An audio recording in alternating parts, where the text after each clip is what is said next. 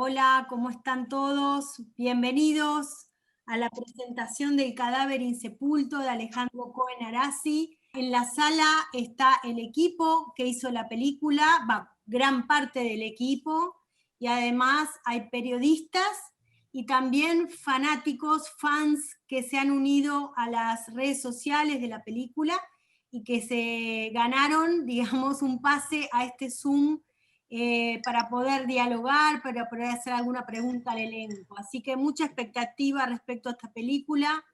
Y les cuento que la película se estrena este 3 de diciembre, el jueves 3 de diciembre a las 20 horas por Cinear TV, y se repite el sábado 5 a la misma hora. También van a poder verla por la plataforma Cinear a partir del viernes 4 y por una semana gratis en todo el país.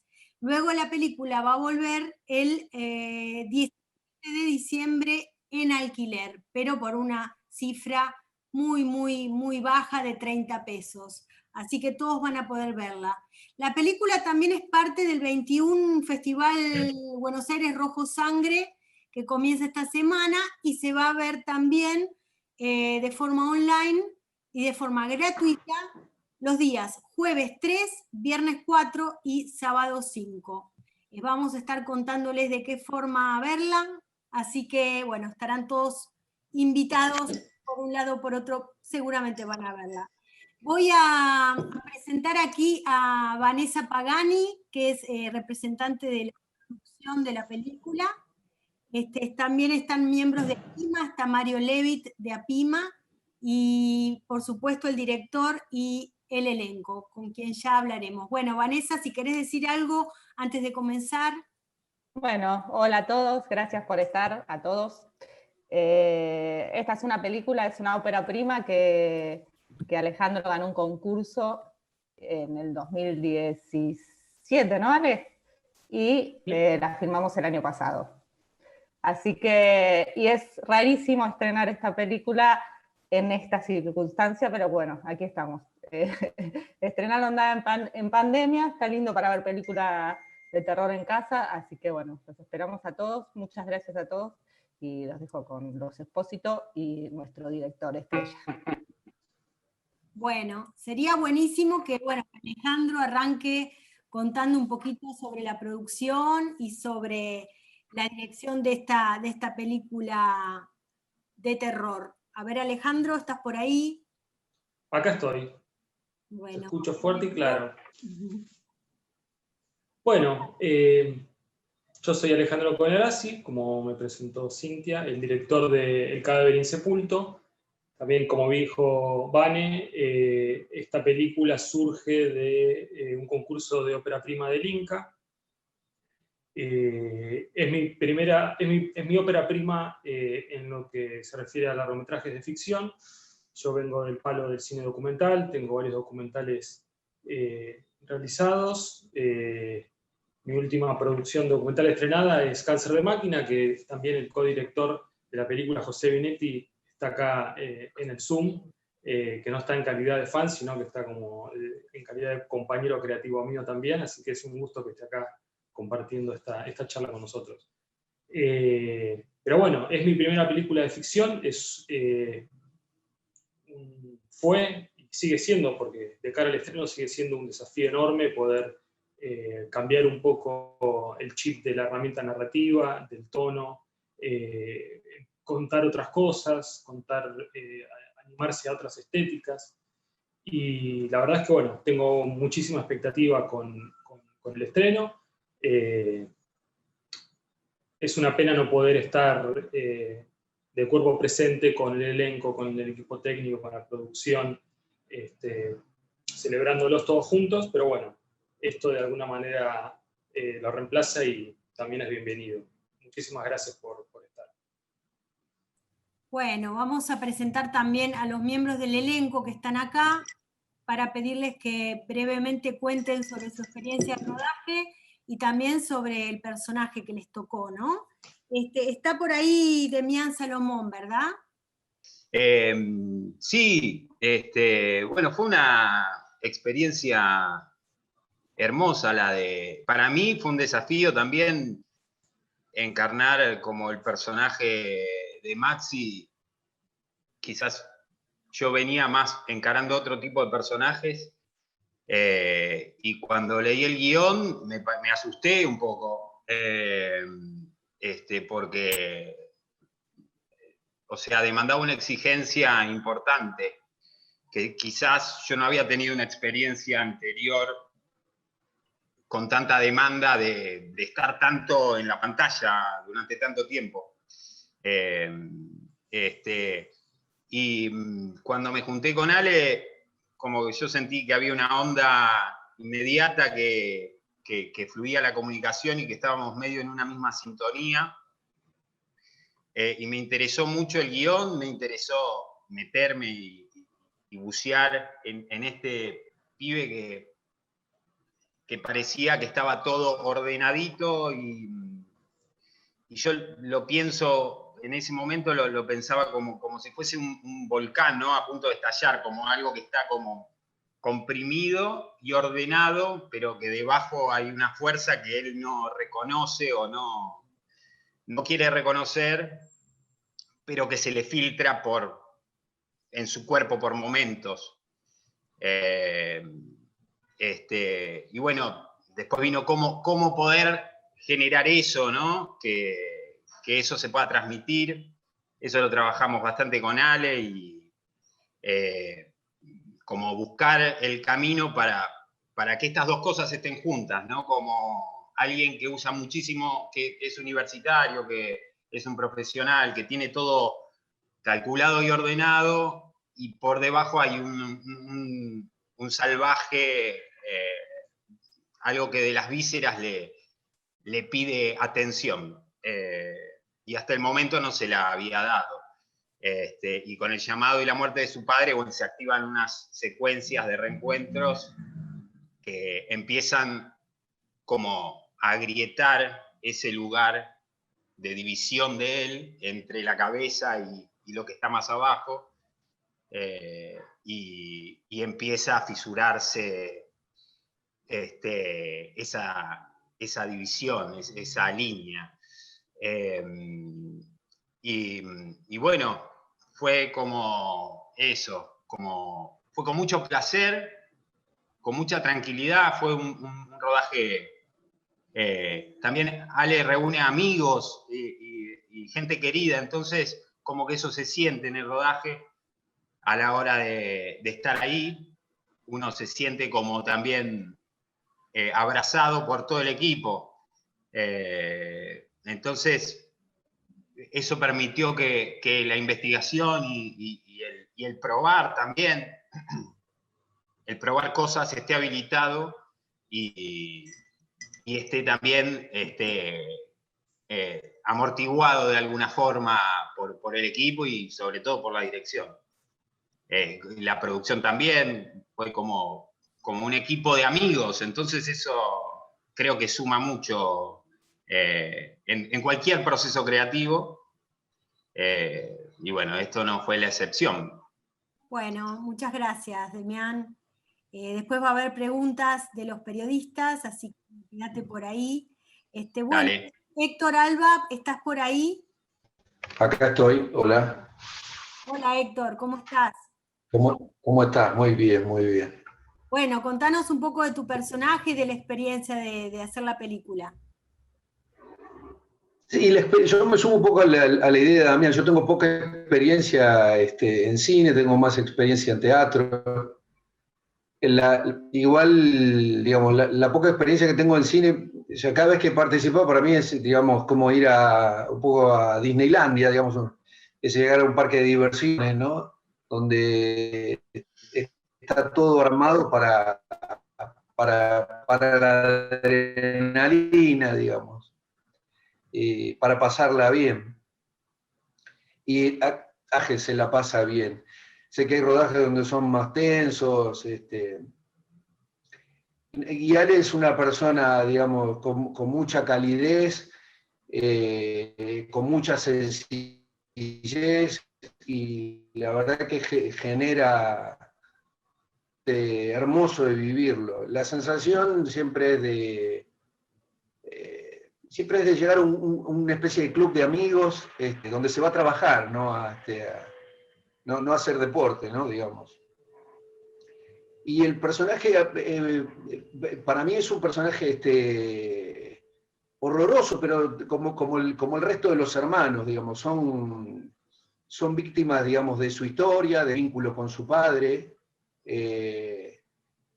Son niños criados en orfanatos, son todos hermanastros o de hermanos, y el ansia de poder de este padre, ¿no? de ocupar un lugar en ese pueblo hizo que digamos, transformara la cabeza y las ideas de estos niños en monstruos. Y quizás yo, digamos, mi personaje quizás era el más monstruoso de todos, porque era el que estaba más vinculado al padre, digamos, ¿no? Y cuanto mayor influencia había. Y es el que, digamos, mi personaje es el que siente que es el heredero natural de todo eso. Y Maxi le viene a mover el piso. Digamos, eso es lo que genera, digamos, el conflicto principal, digamos, de la situación, por lo menos también para mi personaje. Yo lo veo un poco como víctimas a todos de una influencia espantosa, digamos. Son todos niños que se han convertido en adultos, pero siguen siendo sumamente influidos por esa magia perversa del padre, ¿no? Yo decía el otro día que cuando uno piensa en herencia, ¿no? Porque aquí hay un padre muerto, digamos, recién fallecido. Cuando uno piensa en herencia, en general, lo que piensa es en algo físico, ¿no? Cuando a uno le cuentan, y sí, estoy resolviendo una situación hereditaria, lo que piensa es, digamos, es en algún inmueble, un auto, o muebles, digamos. Y acá hay una herencia que tiene que ver con lo psicológico. Me parece que la película, digamos, apunta fundamentalmente a eso, ¿no? A esa herencia, a ese hilo, ¿no? A ese vínculo tan delicado que uno, como yo soy padre, digamos, y uno sabe que la mejor herencia que puede dejar es eso, ¿no? Es, digamos, un camino limpio, un camino lo más ordenado posible, lo más lindo, digamos, para sus hijos. Y se ve que todos los padres no, digamos, es como el amor, ¿no? Todos tenemos un concepto diferente del amor digamos, y en ese rango puede entrar desde la violencia hasta llevar una caja de bombones, ¿no? Bueno, muchas gracias, Héctor. Vamos a presentar a Mirta Busnelli para que nos cuente un poquito de su experiencia, de la película. Hola, Mirta. ¿Cómo está Cintia? ¿Cómo están todos? Decía, después de tanto tiempo, ha pasado mucho tiempo y este año, no sé, a veces es eterno y a veces es como que fue ayer que empezó el año, ¿no? Bueno, mi experiencia en películas de este género ha sido una película que hice antes y esta. Entonces, bueno, tiene sus lenguajes, su manera de muy, muy distinta de otro tipo de películas. Y como decía los chicos, para mí siempre una experiencia en cine en general se transforma, y me hace acordar cuando yo tenía 20 años, se iba a los campamentos, ¿no? Que es como una situación gozosa que llegas y tenés ganas de que durante ese momento esa es tu familia, y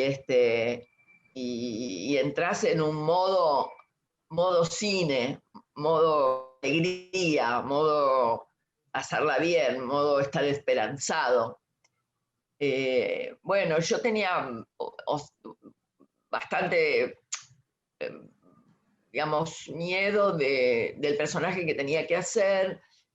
que, bueno, dentro de este mundo, dentro de este pueblo, donde de alguna manera todos tenían complicidad con lo que pasaba en ese lugar, que era algo muy oscuro, muy siniestro. Entonces las autoridades del pueblo también, vale decir que era algo en apariencia una cosa y después era otra, en esos niños que nacieron en un mundo así y que conocen eso como si eso fuera el bien, digamos. No tienen otra cosa con qué comparar. Y entonces mi personaje venía a ser en ese lazo entre esa familia, en ese lazo casi, no encuentro la palabra, recién la tenía y se me fue, lazo como si fuera de sangre y los adoptivos, de un culto, de una cosa mística también, pero bueno, no encuentro la palabra, y de una secta, no era esa la palabra, y esta mujer cumple algún tipo de función que tenga que ver con ciertas ceremonias que habilitan y representan y simbolizan lo que es esa familia, legalizan, digamos, el horror. Y entonces esta mujer muy bien no se sabe de dónde viene, pero viene de la oscuridad digamos, y está ahí para precipitar determinadas cosas. Con su presencia espiritual precipita muchos acontecimientos que están todo el tiempo como una amenaza durante toda la película. Y bueno, no sé, cuando se me ocurra algo más les voy a contar. Bueno, que nada, que me encantó trabajar con Alejandro, con todos mis compañeros, y nada, y tenía bastante miedo con respecto a qué podía hacer yo con esos personajes tan cargados, tan extremos, que se prestan mucho para ser ridículos. Bueno, muchas gracias, Mirta. Ahora en un ratito hacemos unas preguntas de los periodistas. Gracias por estar. Gracias, ¿no? A ustedes. Bueno, vamos a presentar a Sebastián Mogordoy. ¿Estás por ahí, Sebastián? Hola, hola, ¿cómo están? ¿Qué tal? Hola. ¿Cómo va? Hola a todos. Hola, Seba. ¿Cómo están? Bueno, mi personaje fue Javier, uno de los hermanos, son 10.000 hermanos, y era el cura. Bueno, cada uno de los hermanos tenía un cargo de poder ahí en el pueblo, y en mi caso era muy creyente supuestamente desde chico y estaba en la iglesia y en un momento viene Maximiliano a buscar complicidad, consuelo, algo, unas palabras y que lo ayuden y Javier, mi personaje, lo psicopatea bastante. Y creo que cumple con su cometido.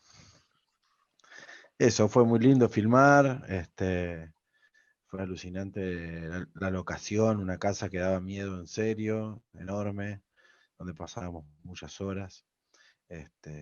Fue una alegría encontrarme a Mirta, que nos conocíamos. Y bueno, la pasé muy bien también filmando y viendo la peli. Nada, claramente un gran laburo de todos los actores y todas las personas que formaron parte de la peli, el director. Pero estuvo buenísima, me encantó y me gustó muchísimo el trabajo de todos los compañeros.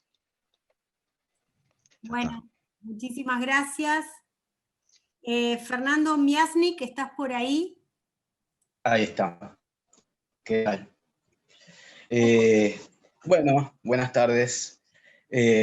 Bueno, yo interpreté a Juan Manuel, el el director del diario Zonal, regional, y sí, a mí lo que más me llama la atención de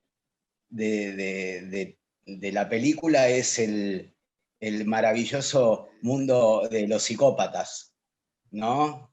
El macanudo psicópata es una cosa de locos, porque, bueno, por lo menos lo que a mí me tocaba era eso, era un macanudo que también era bravísimo cuando se juntaba con los hermanos y las cosas que hacían.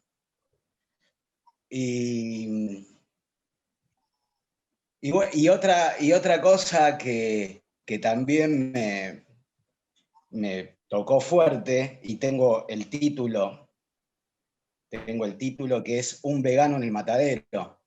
Yo tenía miedo mientras leía de que me toque estar dentro del matadero.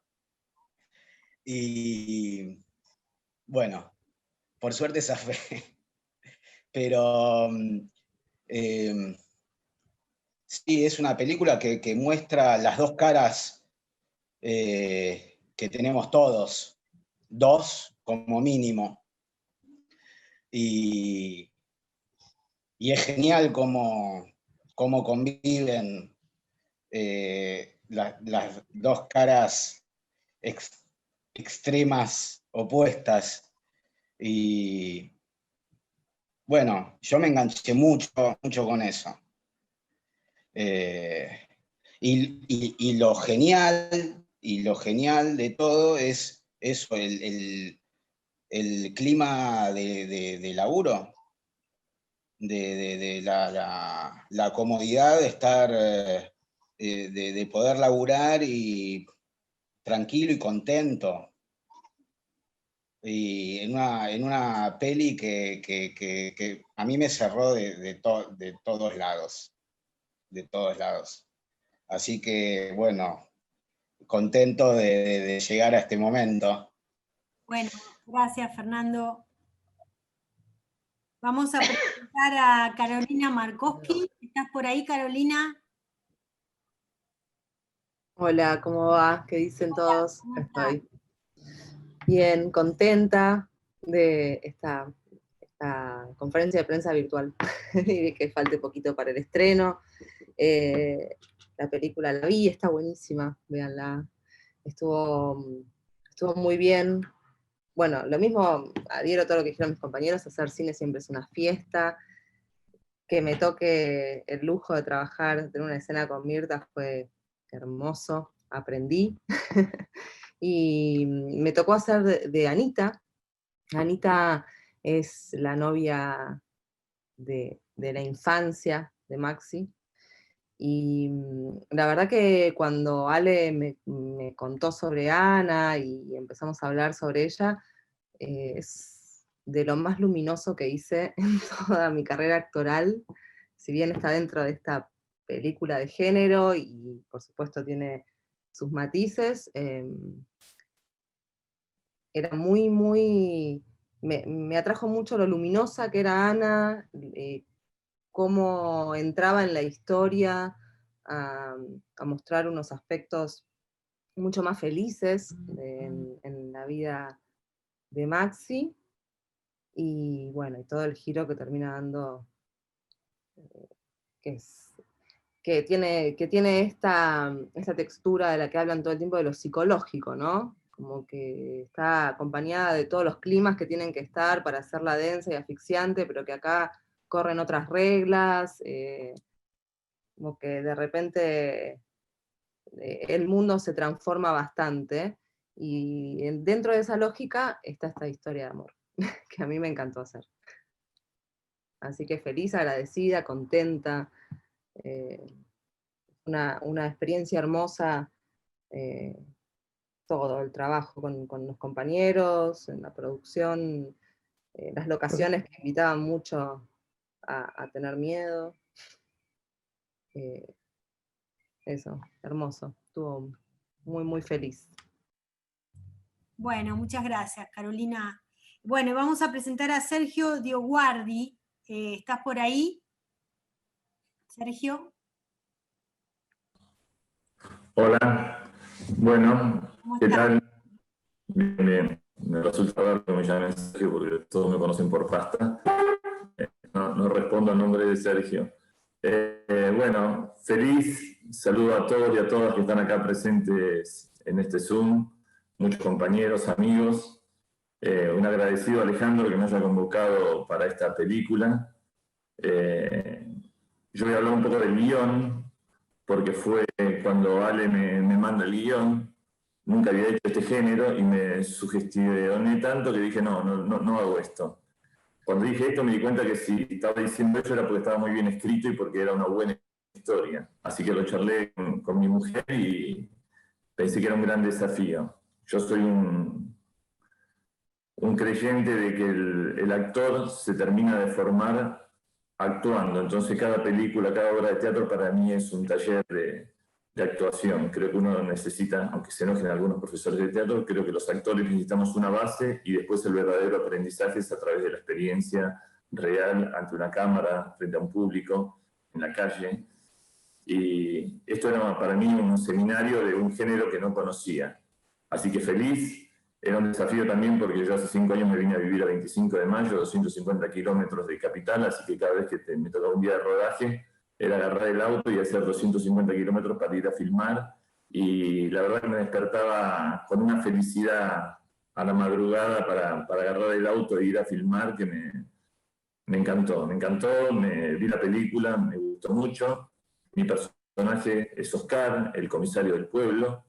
Y para no repetir lo que dijeron todos, yo creo que son todas víctimas y dentro de su locura había una normalidad absoluta, que es lo que más me gustaba, porque realmente era de una coherencia y una normalidad que asustaba para ellos en su mundo, no para el espectador obviamente, y para Maxi que había tomado un poco de distancia. Así que agradecido a Alejandro, agradecido a mis compañeros de actuación, que fue un placer. Mirta, hermosa, te quiero, placer trabajar contigo otra vez. A los técnicos, a todos. La verdad que una experiencia maravillosa y como decía Alejandro, una pena no poder abrazarnos todos en una sala y tener esa energía que se tiene cuando estamos todos juntos viéndola, pero bueno, es la realidad que nos toca, hay que aceptarla y agradecer que estamos vivos en esta pandemia. Así que nada más. Un beso para todos. Bueno, muchas gracias. Y bueno, les cuento que están presentes algunos periodistas. Les agradecemos mucho su presencia. Está Rómulo Berruti conectado. Está también José Luis García de Barcelona. Está Susana Salerno, Nilda Gallegos. Está también Matías Horta.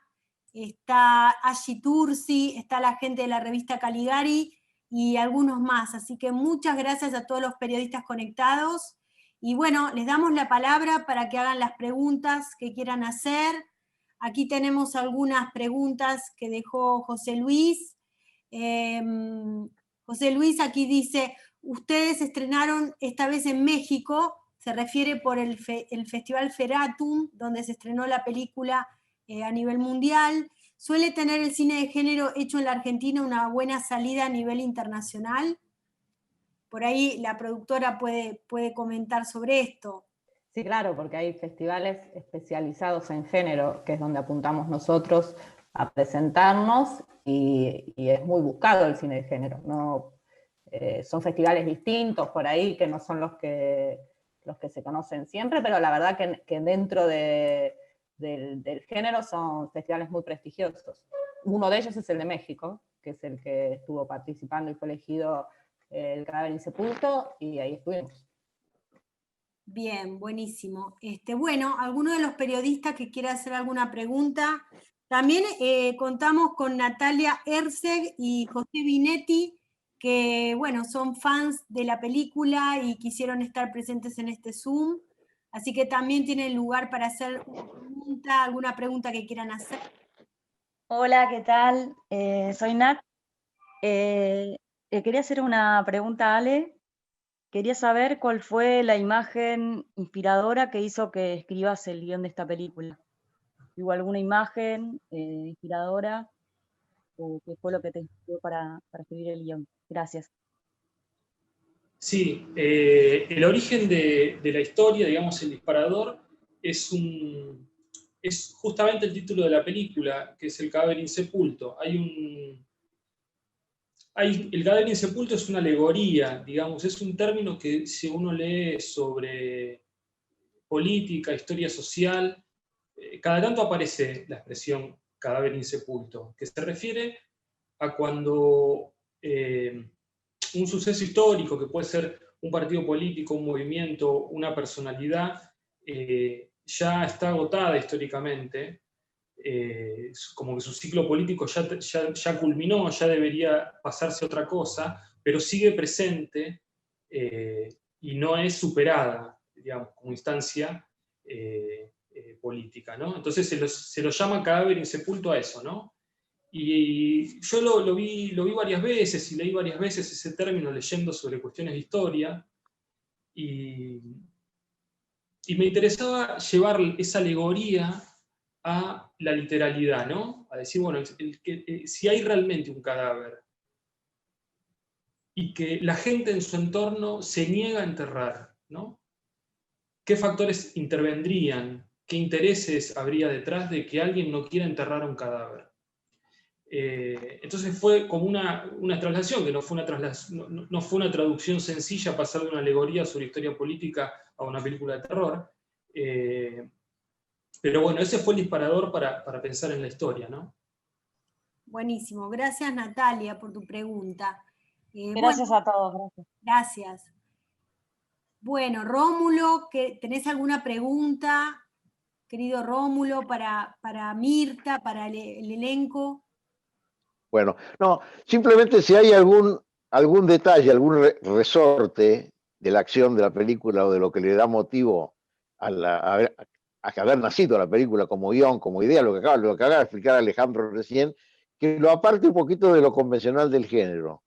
Es decir, hay alguna coartada, por usar una palabra que sirva, para escaparse de lo que la gente considera la película de terror, que especialmente hoy, como es un género adorado por los más jóvenes, los que empiezan a hacer cine hacen uso y abuso de ese género. Entonces, ¿de qué manera se escapan un poco de lo convencional, de lo que significa cuando uno dice cadáver, insepulto y película de terror, digamos? Son tres puntos que pueden hacer pensar en algo que a lo mejor no tiene nada que ver con lo que sucede en la película. Sí, exactamente. Yo creo que hay muchas cosas que separan a esta película vamos a decirlo, de lo genérico de las películas de terror, ¿no? Porque es cierto que el cine de terror, si bien tiene un público muy fiel, muy cautivo, tiene un público que le gusta mucho el género, es al mismo tiempo un espacio del cine que es muy variado, que es muy diverso, que hay muchos tipos de discursos y de estéticas a la hora de hacer cine de terror. Pero es cierto que uno está acostumbrado al golpe de música para darte miedo, a la puerta que se abre repentinamente, a los hechos sobrenaturales. Bueno, Claro. esta película no tiene nada de eso, no tiene ninguno de los clichés que se usan para hacer asustar al espectador. A mí me interesaba construir, como bien dijeron todos los miembros del elenco que hablaron sobre su personaje, en general se puso mucho sobre la cuestión psicológica, sobre la construcción del personaje a través de las cargas que llevan de su propio pasado, de una atmósfera opresiva, y se pretende construir la idea de la locura, el miedo a la locura, a partir de esas cargas emotivas, ¿no? De esos traumas del pasado que están sin resolver. No está puesto el acento en que de repente te aparezca un monstruo de atrás, de que haya algo truculento que inspire al asco y con eso provocar el miedo, digamos. Me interesó trabajar aquellas cosas que surgen de la propia historia y no del efectismo. Y yo creo que alguien que vea la película va a poder notar eso, que se escapa de esas convenciones efectistas del terror. Sí, bueno, en todo caso se meten en otro género diferente pero pariente, que es la película de los psicópatas, ¿no? Exacto. Es el mundo del Lars von Trier, porque que no es terror, pero anda casi por el costadito, ¿no? Que es Exacto. Sí, sí, el sí. mundo de las conductas que terminan aterrorizando porque están cerca de donde no hay límites de lo correcto, ni de lo incorrecto, ni de lo moral, ni de lo inmoral, ni de lo humano y lo inhumano. Está en el costado finito, ¿no? Es el lugar por donde circula, ¿no?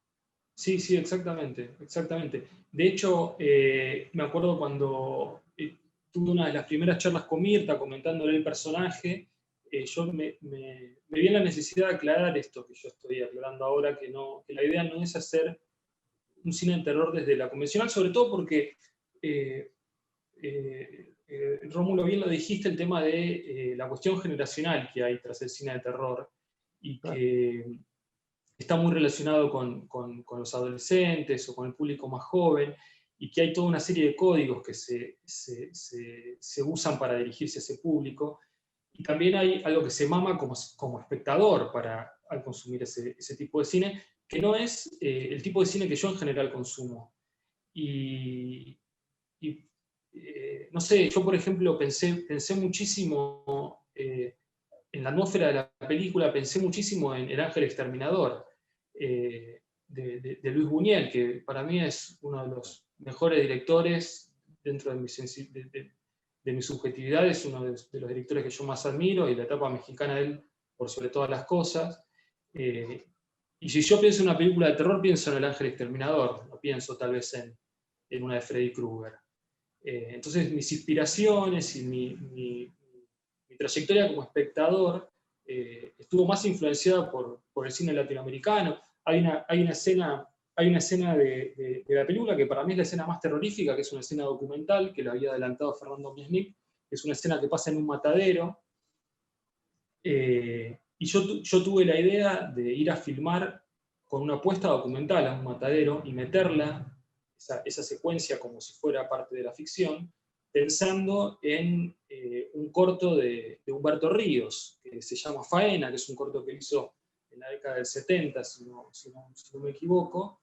Entonces mi referencia también fue un documental argentino de hace 40 y pico de años, digamos. Entonces mi idea del terror pasa más por ese lado. Bueno, muchas gracias. Quiero dejar que pregunten otros colegas. Gracias a vos. Bueno, gracias, Rómulo. Si les parece, vamos a ver un making of cortito que tenemos preparado y después seguimos con las preguntas.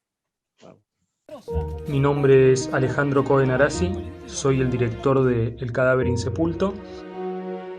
El cadáver insepulto cuenta la historia de Maximiliano Espósito. Él es un psiquiatra y tiene una infancia oculta, traumática, confusa para él en un punto. Solo plato, ¿no? Sí, dale, vamos. La película cuenta esa reconstrucción de ese pasado a partir del encuentro que tiene Maximiliano con los hermanos de crianza que hacía muchísimos años que no había visto, y en la reconstrucción de esa historia, de ese pasado, van apareciendo secretos que esa familia va guardando.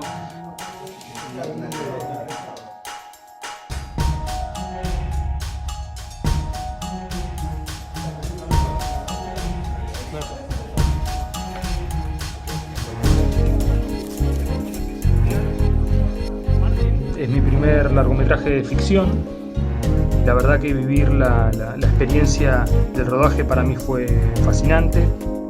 Hubo un muy buen clima con los técnicos, con todo el elenco. Realmente fueron jornadas muy divertidas. Yo lo sentí muy armonioso y realmente yo con el trabajo, tanto no solo en la producción, en el rodaje, sino también después en la postproducción, creo que se logró una muy buena película.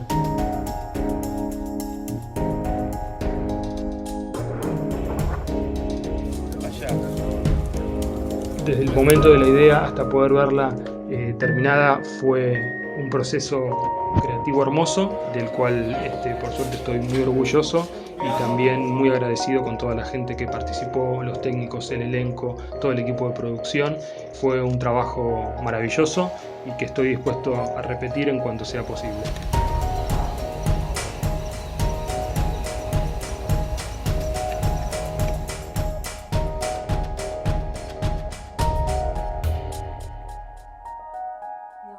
Bueno, me gustaría que, Alejandro, contanos cómo fue el rodaje, entonces, y si tuvieras que elegir una escena de la película que la condense, ¿cuál elegirías? Es difícil.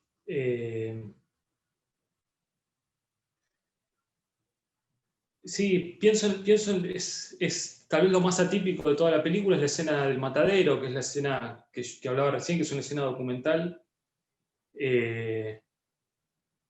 Condensa muchas cosas a nivel simbólico de lo que es la película, si bien pareciera que es un lugar más por el que pasa Maxi, el protagonista,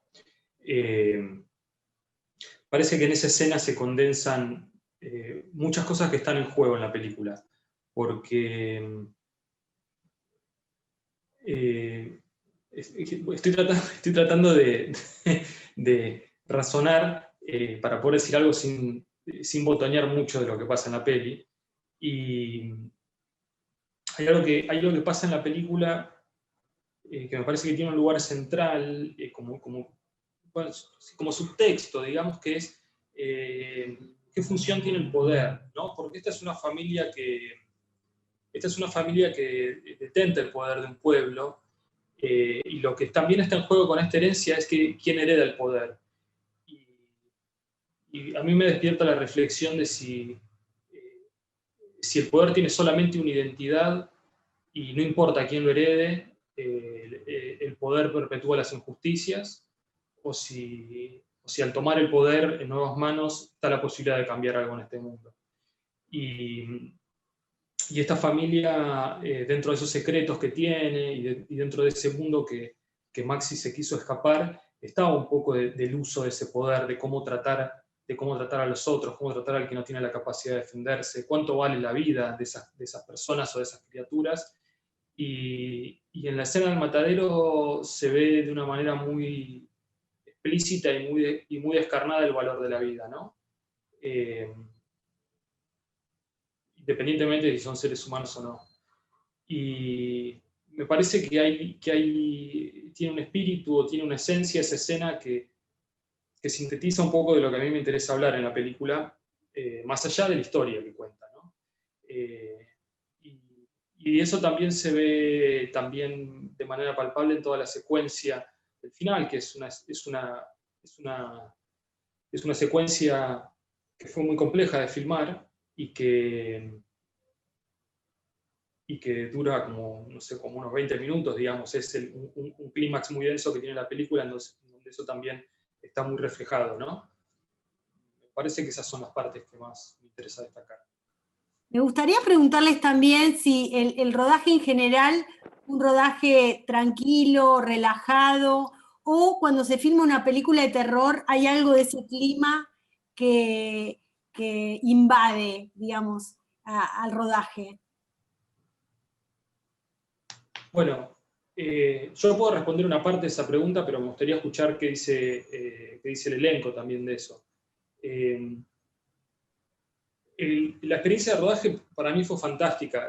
Hay algo que es algo contradictorio, porque es una película que tenía un presupuesto muy limitado, y con ese presupuesto limitado el equipo de producción hizo milagros, y se pudo hacer, y uno termina viendo en pantalla muchísimo más de lo que se podría haber hecho en otras circunstancias con ese presupuesto.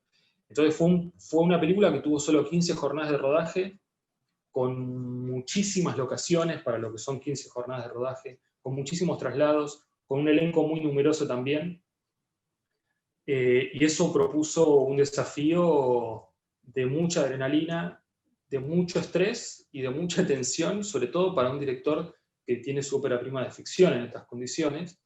Y digo que es contradictorio porque si bien tenía todo eso encima, para mí fue como decía Héctor, si bien no conozco Disney, para mí yo me sentí en Disney.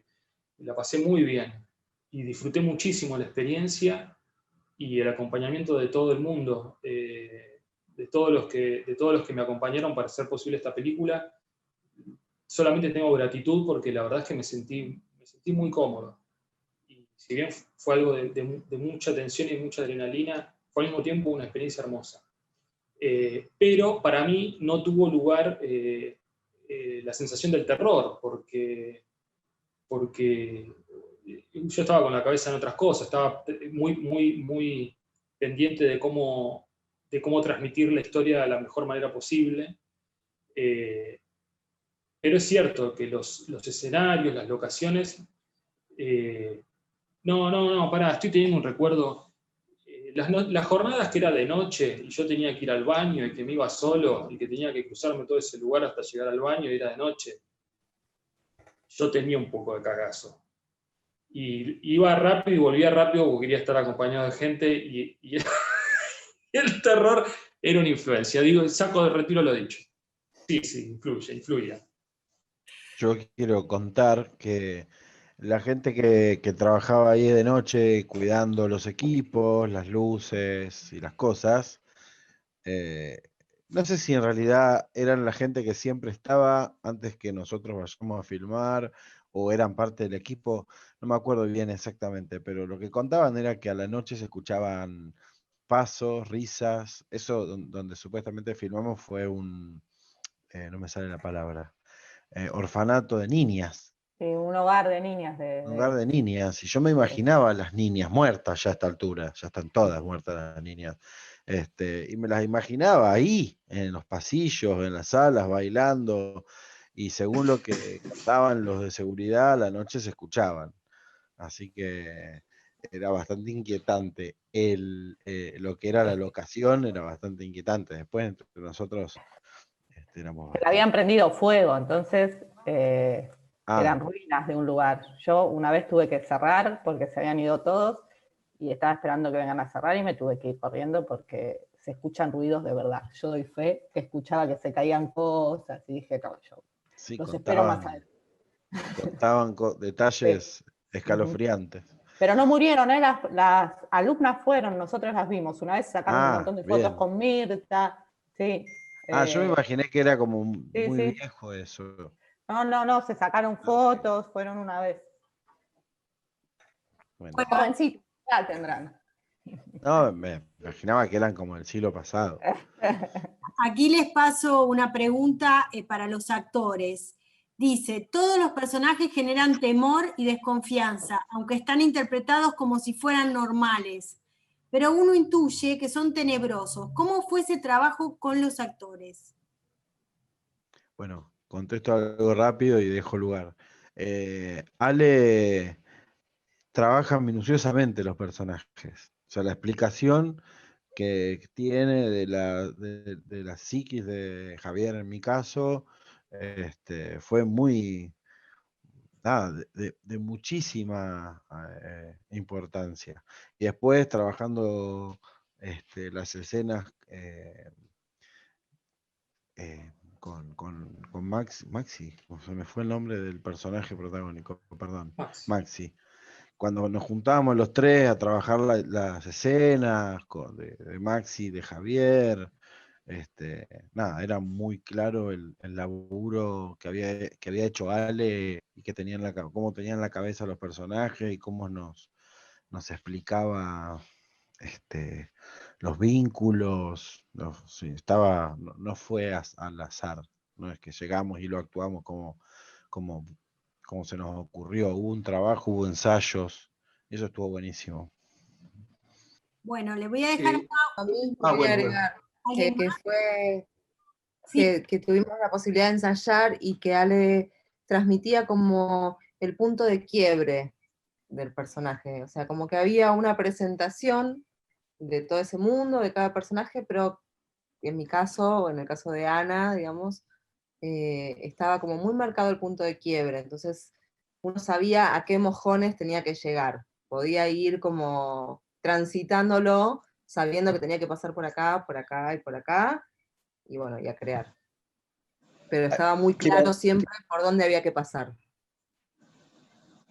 Sí, yo quiero agregar algo, que la cabeza humana lo que hace para disociar es un laburo espectacular y que siempre sale bien. Por eso podés ver a la porquería más aberrante, que es lo ves y es buenísimo, y nunca te imaginas lo que hace cuando no lo están viendo. Entonces, bueno, vuelvo a repetir, a mí eso me vuelve loco. Me parece una locura de cómo estamos tan partidos. O sea, se hacía más fácil, porque cuando uno es bueno, y cuando uno es malo y sale, y se nota. Bueno, quiero decirles que Mirta se tuvo que desconectar, agradece y me deja un abrazo, y también transmitir otra pregunta que dejó el periodista José Luis García de Barcelona para el director, y es si encuentra que es más complicado armar un guión de este tipo en un ámbito urbano. Sí, por supuesto. De hecho, fue una limitación enorme durante muchos años. Porque yo esta idea que cuando contaba hace un rato cómo fue que a mí me surgió la idea de hacer esta historia, de haber leído algunos textos que hablan de un cadáver insepulto y pensar en cómo sería una historia, y empecé a pensar esta historia y la fui construyendo de a poco, en un momento me di cuenta que era necesario para el modelo narrativo que yo quería armar y las reflexiones que yo quería transmitir, era necesario ubicar la historia en un pueblo, en un lugar en donde todos se conozcan, en donde las fuerzas vivas estén muy identificadas, en donde el poder esté concentrado en menos manos. Y tenía que ser un pueblo. Y yo tuve varios intentos de escribir una historia y no me gustaba lo que estaba haciendo, siempre pensaba que había algo que estaba faltando. Y lo que pasaba era que yo estaba escribiendo esta historia desde Buenos Aires, desde una ciudad de 3 o 4 millones de personas, y siendo un porteño nacido y criado y viviendo en la ciudad de Buenos Aires. Entonces, ahí había una limitación que me estaba impidiendo poder hacer la historia de una manera que a mí me satisfaga y que yo sienta que estoy siendo honesto conmigo mismo y con la historia que estaba escribiendo. Por cuestiones de la vida, me terminé mudando a 25 de Mayo, el pueblo en donde vive Pasta Dioguardi, a 250 kilómetros de la ciudad de Buenos Aires. Ahí fue donde lo conocí a Pasta. Digamos, tuve un periodo de adaptación en donde un porteño de toda la vida empezó a vivir en una comunidad muchísimo más pequeña, en donde las fuerzas vivas están muy identificadas, donde el poder está concentrado en menos manos, en donde está el ámbito rural, donde pasaba todo esto que yo quería contar. Entonces, en ese proceso de adaptación, que tuvo su cuestión conflictiva también, por el tema del cambio en la cultura, de las relaciones con los vecinos, de cierta pérdida de la intimidad, que en las ciudades es algo que uno tiene todo el tiempo cuando sale a la calle y que en un pueblo no. Bueno, todo ese periodo, toda esa adaptación, todo ese de estar embebido en una comunidad pequeña, hizo que me cayeran un montón de fichas, y fue ahí, en ese episodio de mi vida, en el que pude escribir el guión que yo quería escribir, ¿no? Con la esencia que yo quería transmitir. Así que sí, el ámbito urbano fue una limitación enorme, pero por suerte pude alejarme de ese ámbito, así que pude escribir así el guión. Bueno, para ir terminando, me gustaría si pueden hacer alguna última pregunta, y también pedirle a quien quiera del elenco una frase para invitar al público. O sea, ¿por qué hay que ver El cadáver insepulto este jueves a las 20 horas en Cinear TV? Yo creo que es una película que tiene una historia muy... Para mí, yo cuando vi la película me atrapó. O sea, empecé a verla y no paré de verla. No hubo un momento donde dije... no hubo un momento blando, digamos, donde me aburrí, sino que dentro de esta densidad... O sea, es una película que la tiene que ver las personas, que hay muchísimas personas, y como ya se habló del género y de... Yo creo que es de género, pero también es un thriller psicológico y también es una película de misterio y también es un montón de cosas. Por eso cuando uno cataloga se pierde otras cosas también. Me parece que es una película que se mueve en diferentes hábitats. Y es una película que la tensión que se genera no te da mucho respiro para relajar. Si relajás, después te pega un martillazo. Entonces, es como que eso a mí me gusta verlo en una película, que no me suelte la película. Y me parece que esa es mi percepción subjetiva de ver, además muy subjetiva, porque yo estoy ahí y o sea, viví cada escena de lo que se filmó. Y con toda esa subjetividad arriba, me pasó eso, de entrar en la historia, ¿no? De meterme en la historia y poder disfrutar esa historia y querer saber más de lo que iba pasando y cómo se iba a desenlazar esta encrucijada. Yo la vi desde Barcelona, estoy ahora, la vi con mi primo acá, que es muy crítico del cine argentino, es el típico que te dice, yo el cine argentino no miro, y todas esas cosas, y le dije, bueno, pero miremosla, salgo yo, no sé. Bueno, y la miramos anoche, y le encantó. Ni bien empezó cuando arrancó con la máquina esta que imprimía las hojas del libro. Ahí yo estaba, mirá, pero qué bueno, cómo cambió el cine argentino. Esas frases que... y la miramos toda, fue muy inquietante. Yo me había olvidado ya de lo que había visto, me acordaba de mi escena, pero obviamente el resto de la película no lo tenía. Y la vi un poco como espectador también. Y fue muy intrigante. Quería saber cómo seguía todo el tiempo. Me encantó verla. Y a mi primo también. A mí también lo que me gustó es eso, que tiene una dinámica, se me pasó volando, y tiene climas y tiene una cuestión de atemporalidad, que por más que hay smartphones, al principio, parece que está parada en el tiempo, bueno, como quizás yo no tengo la experiencia de vivir en un pueblo, pero hay como un clima, es como un limbo, ¿no? Y es hermoso, tiene mucho clima, todo tiene mucho clima. Y tiene y por más que hay veces que el clima es muy, muy duro, es muy dinámica. A mí me dije, uy, ya. Y es una película que dura, no llega a la hora y media, pero bueno, tiene su tiempo y se me pasó en un parpadeo. Hermosa, me encantó. Yo quería sumar una cosita. Digamos, cuando Ale me acercó el guión, digamos, lo primero pasta, a mí, por el contrario, me dio un entusiasmo fenomenal, pero directamente con la obra. Pero lo vinculé mucho con este aspecto psicológico. Perdón que insista en esto, ¿no? Pero digamos, me parece que es lo más atractivo está ahí, en esa masa psicológica, en esa red de hermanos y de tiranteses, de que no sabes si lo que hacen lo están haciendo porque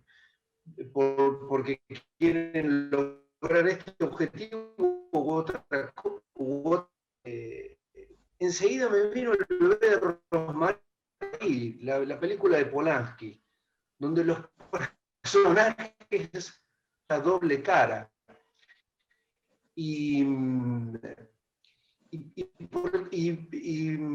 quizá la primera vez que ves El bebé de Rosemary, lo que te queda es el terror. La segunda vez que la ves, empiezas a ver aristas de mucho humor.